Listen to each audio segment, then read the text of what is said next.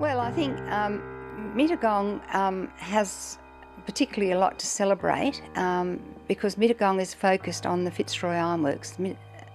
The ironworks came here and Mittagong eventuated because of the ironworks being established, although it wasn't successful. But as I said before, we wouldn't have the lovely town we have now. And I think it's a delightful place to live in, and I think people are very supportive of each other. This project with the Heritage Trail has been sort of in the background for a few years, and all of a sudden it's surfaced, and everybody I've spoken to wants to be involved, and you know, the church, and you know, Steve Roser at the tourism, he's been marvellous, and the council girl. So it's all coming together, but because people are enthusiastic, and I think we have a lot of enthusiasm here we have to capture. My name is Dr. Leah Day. I'm an academic historian and I live locally in the Southern Highlands in beautiful Mittagong. I fell into it because I felt I wanted to keep faith with all the people who trusted me with their histories and photographs, and I loved Mittagong and I started from there. In 1833, ironstone was discovered when they were building a road through to Goulburn, to Berrima.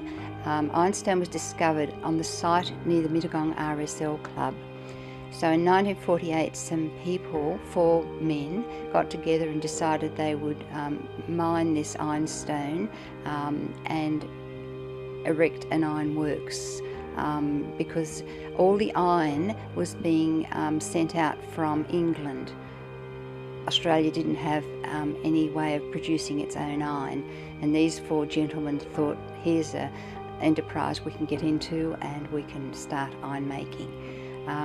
They started in 1848. They kept going for a little while. It was a lot of money poured into it.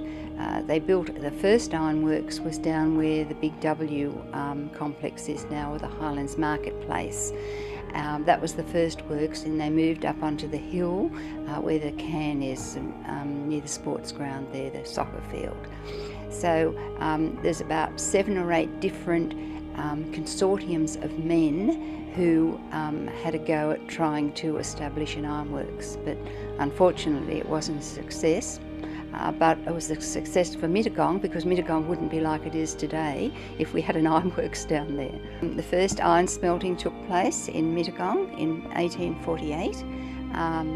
The first blast furnace in Australia was erected and first fired up in 1864. Our first Prime Minister, Edmund Barton, lived in Mittagong in Southey Street in the house Wandeven, and a child was born to he and his family there.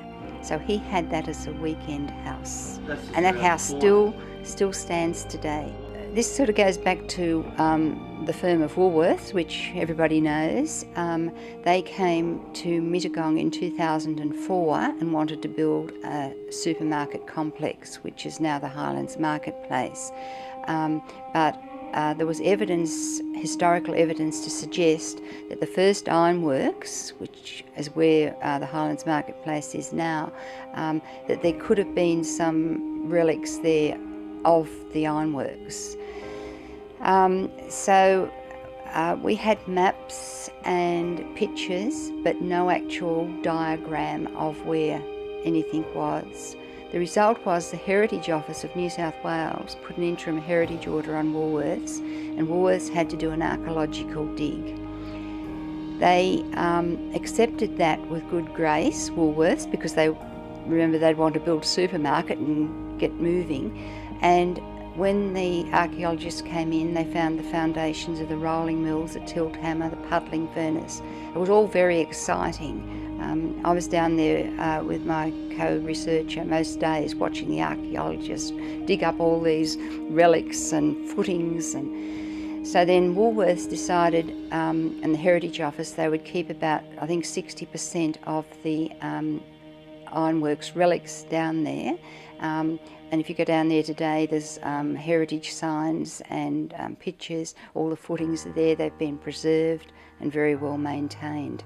They're going to have a celebration on the 30th of July 2014, the date of the first iron works, the blast furnace being blown in, to talk about what everybody's going to do and let the public know, and virtually to launch what's happening there.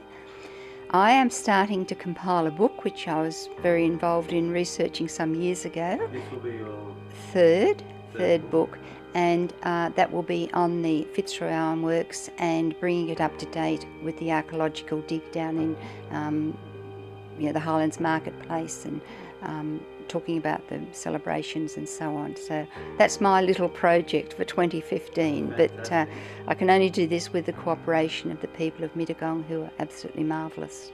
My name is Dr. Leah Day, and you are watching Highlands TV.